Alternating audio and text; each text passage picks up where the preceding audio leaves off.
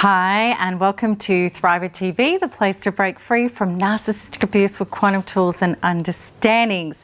And this is my last video from Darwin, which I'm just so sad about. I'll be back in all of my woolies in Melbourne for next week. So today's last episode is a really serious discussion about this topic. It's about unconditional love. And I promise you this, that after watching this episode, your beliefs on what unconditional love really is may possibly be changed. And I hope in a really good way, because I promise you, in my opinion, the quantum model on unconditional love is so much more realistic, life-affirming, and easier to live by and generate wonderful truth for all concerned.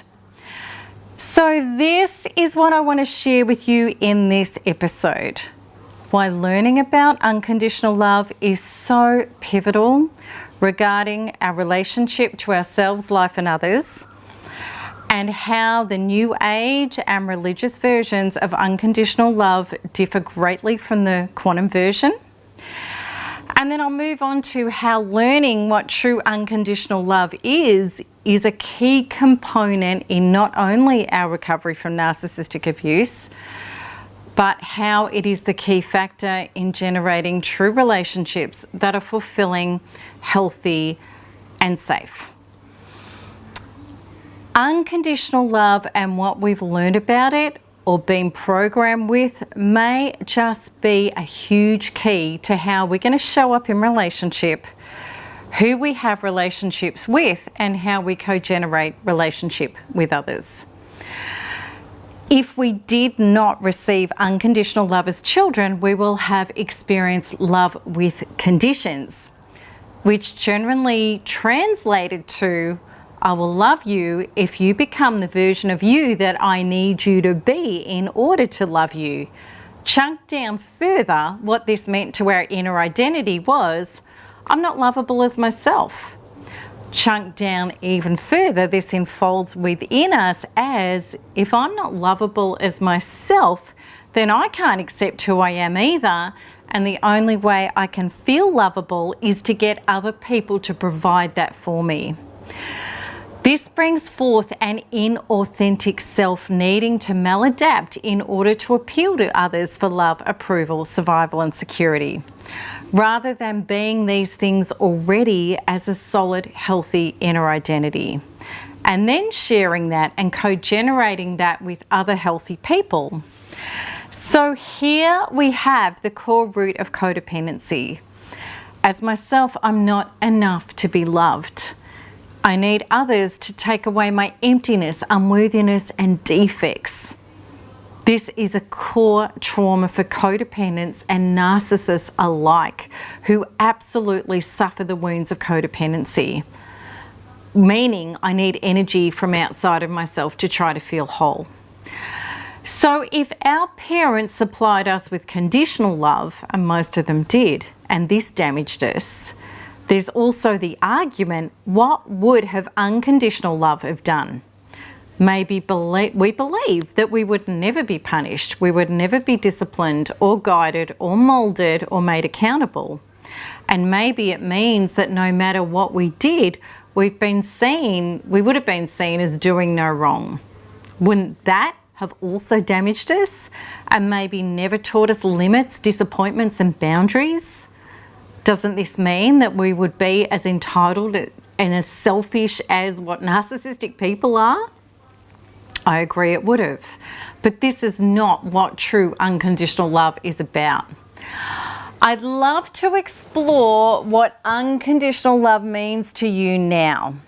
Maybe it feels like a bit of a new age concept to you when people talk about love and light and let's love everyone and good will just come your way if you're love and light.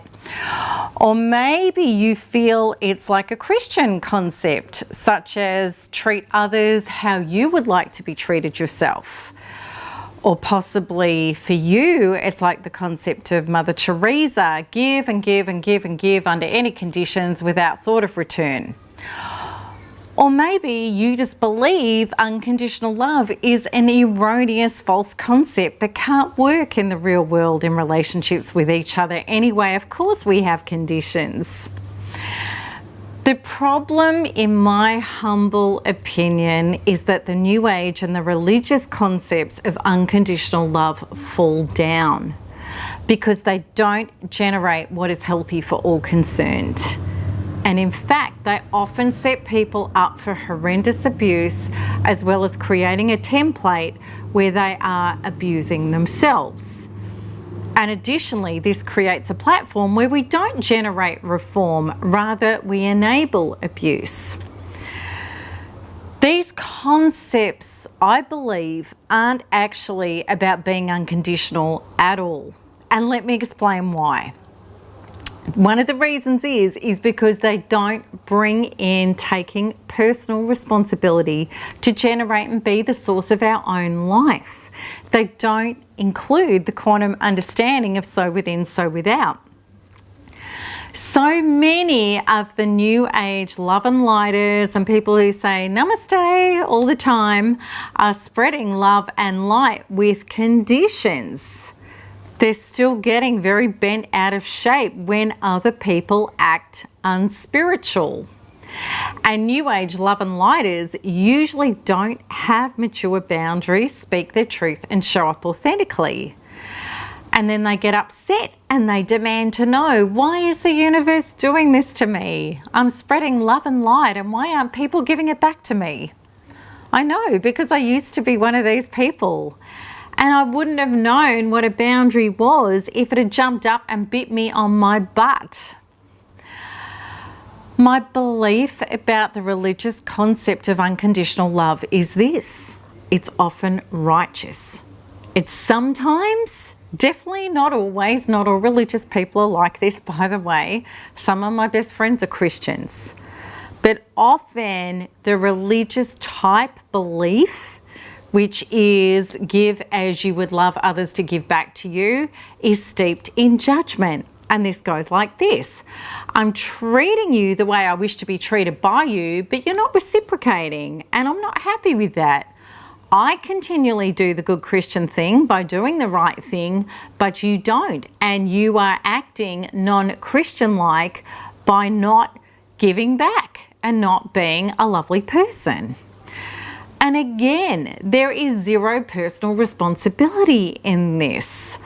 Often these religious people, and again, not all religious people, just like not all New Agers, often these religious people are trying to do the right thing, and sometimes their resentment of not receiving it back doesn't allow them to get that in return. And this could be deeply unconscious, all of this. It may not even be something that's intentional at all. But they're missing the true message of the power of showing up honestly, which is stop expecting people to be mind readers, know your worth, stop feeling guilty about having needs and rights, and ask for what you need and want instead of to try to get it inauthentically from people, such as people should just do the right thing like I do. Quantum law is absolute. We are powerful creators from the inside out. And if we don't believe that we are worthy and we can't stand in that and be honest about who we are and how we believe we are worthy of respect and good treatment, then how on earth do we expect anyone else to honor us?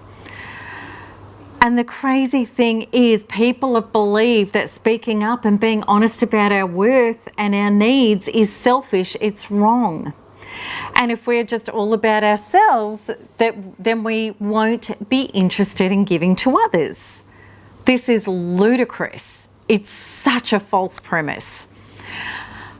I want you to think about the aeroplane analogy that we're all taught when flying. If the cabin decompresses and we need to go for the oxygen mask, we put it on ourselves first before assisting others. We can't save anyone if we run out of air. We also can't give to people and improve and inspire their life if we're exhausted and emptied out. being taken advantage of by people while we're running around doing love and light, or treating others how we wish to be treated, and never standing for, being honest about, and generating our own health and well-being. It's crazy.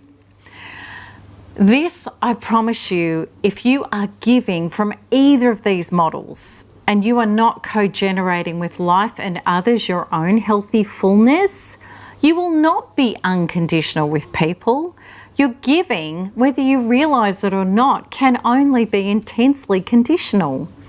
You will feel resentful when people don't give and contribute as much as you do. You will be keeping tallies in your mind. I did this, so this means I can hope for that from you in the future, and so on and so forth. And you're going to be feeling like, I am deeply disappointed with you that you didn't reciprocate. But I'll keep that to myself, or I'll talk about you behind your back to others.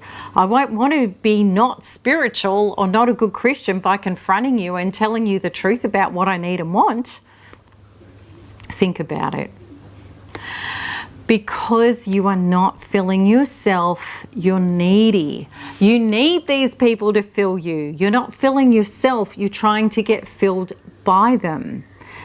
And in this mode, you will love these people if they are reciprocating, and you will doubt their love and feel unloving towards them when they aren't. The following may shock you. Unconditional love actually has very little to do with other people, and it's totally about yourself. And at first you may think that this is terribly selfish, but it is in fact anything but. Unconditional love starts with filling yourself and teaching people how you wish to be respected and treated without conditions. Meaning you love people regardless of whether they meet you there or not. Let me explain. Unconditional love means you love and respect yourself and other people enough to be honest, to be transparent, to be authentic. You stop playing games, not being truthful, hiding the truth, and manipulating. Unconditional love means you don't seek to gain anything, change anyone, or have anyone choose anything other than their truth. You love others and yourself enough to stop holding them responsible for your life, because you're responsible for it. Most of all, unconditional love means you bless your own and everyone's journey, no matter what it looks like, and you stop demonizing, damning, and hating yourself or others because you or them are not the version you believe they need to be in order to be acceptable and loved. If we wish to grow up and evolve and stop destroying ourselves and others and be real unconditional love, then we need to become it on a personal, collective, and global scale. Because not only does unconditional love have the power to heal ourselves, I also believe it has the power to heal our world. Look around you. Our world is in a terrible state, excuse me, which has been brought on by conditional love, trying to change and force others to be what certain people believe they need to be in order to be acceptable as their version of truth. And if that doesn't work, then the decision has often been just to murder them instead. A profound shift happens when we move into pure unconditional love. We have stepped into the truth that sets us free with the entire essence of God or creation or whatever you believe a higher power is. We drop neediness and trying to get fullness or peace or love from outside of ourselves. These things are never gotten. We can only be them within. And to create that self-fulfilling reality, we show it truthfully. We're committed to our fullness. We have boundaries and limits, and we know what is or isn't healthy for us. We stop working off a limited, empty, inner being, emotional and logical mindset, trying to turn crumbs into cookies by hooking up with other empty people and trying to force them with their dysfunctions to provide for us what we want, whilst never sorting that out within ourselves. When we become unconditional love, instead we allow others to be who they are and simultaneously state who we are and what is our truth by living and asking for it authentically. We have no condition attached to whether or not a certain person will step up. And we move on if these people are not capable of meeting us there. With love, without regret, and with respect, no matter what their version of life is. Then we continue generating with the unlimited healthy resources of life and people who are representative of health, growth, teamwork, and evolution. And I promise you, there are plenty when you start living this way, because you are being what you start generating to receive. That is what personal radical responsibility is about. I love you unconditionally wherever you are at. And I love unconditionally where I am at. If these places don't meet, I let you go and I bless you on your journey and I free you and myself. And I will continue generating my truth as per my life vision and quest. I know I am responsible for me. You aren't. Just as I am not responsible for you. Isn't this so much healthier than what we used to do? And I put my hand up totally, which was standing there lecturing and prescribing, trying to force someone to be the version of themselves that we wanted them to be in order for us to love them and be happy. And then when they didn't do that, we switched to demonizing them and spending months or years, it could be the next 20 years, in deep trauma, hating what they did to us. This is exactly what standard abuse victims do. And that's not what thrivers do. I'd like to leave you with this one question. Why is true unconditional love the only real model of love that will work? And this is what I believe the answer is. Because all of creation adopts it. Creation, God, or whatever higher power you subscribe to in quantum terms already is all of it. What would it require and need from you specifically as conditional love in order to be whole or at peace? Nothing. Conditional love is a false premise. And it's actually the greatest blasphemy that we believe a force, which is consciousness itself, a force that is so pure, big and expansive, could be modeled on a needy, lesser human version. The more we emulate our true cellular birthright, the more free we become. So I hope that this episode has deeply resonated with you. You might need to watch it a few times to really absorb the truth of it.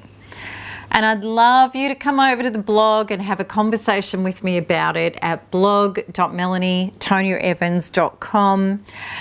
And you know, I really hope that this has given you a shift. It's so, so important. So until the next episode, keep smiling, keep healing, and keep thriving, because there's nothing else to do. Lots of love. Bye-bye.